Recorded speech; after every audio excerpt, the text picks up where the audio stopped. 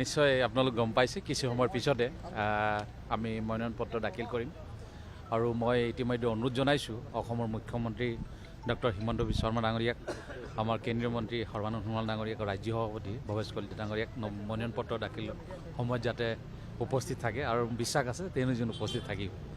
আৰু মোক ইতিমধ্যে সৰ্বানন্দ সোণোৱাল ডাঙৰীয়াৰ যিটো চিট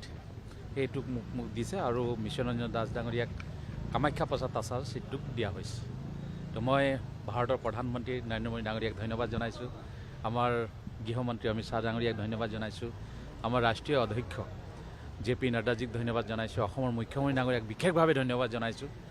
তাৰোপৰি আমাৰ ভৱেশ কলিতা ডাঙৰীয়াক ধন্যবাদ জনাইছোঁ আমাৰ সৰ্বানন্দ সোণোৱাল ডাঙৰীয়াক আমাৰ পাৰ্টিৰ কাৰ্যকৰ্তাসকলক ধন্যবাদ মোৰ বিশ্বাস আছিল যেতিয়া মোৰ টিকেট হোৱা নাছিল তো মই ভাবিছিলোঁ মোক হয়তো কিবা নে কিবা দায়িত্ব দিব আৰু আমি এটা পাৰ্টিৰ কাৰ্যকৰ্তা পাৰ্টিয়ে কিবা দিয়ক নিদিয়ক পাৰ্টিৰ কাৰণে কাম কৰিম কাৰণ 98ত আহিছিলোঁ পাৰ্টিত কেতিয়াও সপোনত ভবা নাছিলোঁ কেতিয়াবা মই বিধায়ক হ'ম কেতিয়াবা ভাৰত চৰকাৰৰ মন্ত্ৰী হ'ম সাংসদ হ'ম কিন্তু গোটেইকেইটা পদ ইতিমধ্যে মই পাইছোঁ MLA আছিলোঁ 10 বছৰ আপুনি বঞ্চিত হৈছিলে আৰু তাৰ পিছত আজি আপোনাক ৰাজ্যসভাৰ কাৰণে মনোনয়নৰ কাৰণে দিছে কি ধৰণে আপুনি ক'ব সেইটোৱে কৈছোঁ যে সৰ্বানন্দ সোণোৱাল ডাঙৰীয়াক অসমৰ মুখ্যমন্ত্ৰী আছিল তেওঁ দুবাৰকৈ কেন্দ্ৰীয় মন্ত্ৰী আছিল আৰু সেইকাৰণে তেওঁক ডিব্ৰুগড় লোকসভাত পাৰ্টিয়ে সিদ্ধান্ত ল'লে যে টিকেট দিব লাগে আৰু ঠিক তেনেকৈ মোক নাড্ডাজীয়ে কৈছিল যে আপোনাক এডজাষ্ট কৰা হ'ব ক'ৰবাত নক'ৰবাত কিবা নে কিবা কৰা হ'ব আপুনি চিন্তা কৰিব নালাগে মই কৈছিলোঁ যে মই পাৰ্টিৰ কাৰ্যকৰ্তা আপোনালোক যিয়ে দিয়ে নিদিয়ে মই পাৰ্টিৰ কাৰণে কাম কৰি যাম আৰু ঠিক তেনেকৈ আমি সৰ্বানন্দ সোণোৱাল ডাঙৰীয়াক জিকাবৰ কাৰণে যিমান পাৰিলোঁ চেষ্টা কৰিলোঁ আপোনাক গম পাইছে যে আমি 2,70,000 ব্যৱধানত আমি জয়ী হ'বলৈ সক্ষম হৈছোঁ আৰু নিশ্চয় পাৰ্টিৰ কাৰণে কাম কৰিম মই পাৰ্টিত ৰাজ্যসভা নাপালেও পাৰ্টিৰ কাৰণেই কাম কৰি থাকিলোঁহেঁতেন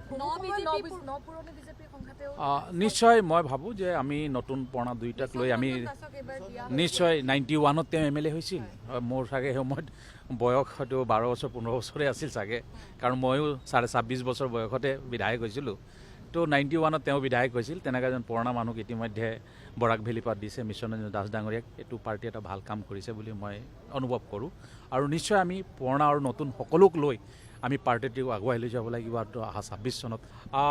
চাওক আপাৰ হাউচত হয় মই বহিম কিন্তু মই মন্ত্ৰী হোৱাৰ কাৰণে মই আপাৰ আছামত বহিছিলোঁ আৰু তাতো মই কুৱেশ্যনৰ এনচাৰ দিবলগীয়া হৈছিল আৰু সেইকাৰণে মই আপাৰ আছামৰ বিষয়ে বিতংভাৱে জানো সেইকাৰণে মোৰ কাৰণে কোনো অসুবিধা নহ'ব বুলি মই ভাবিছোঁ সময় যথেষ্ট কম পাব কিন্তু এইবাৰ হয় মই জনামতে 1 বছৰ 8 মাহমান হ'ব কাৰণ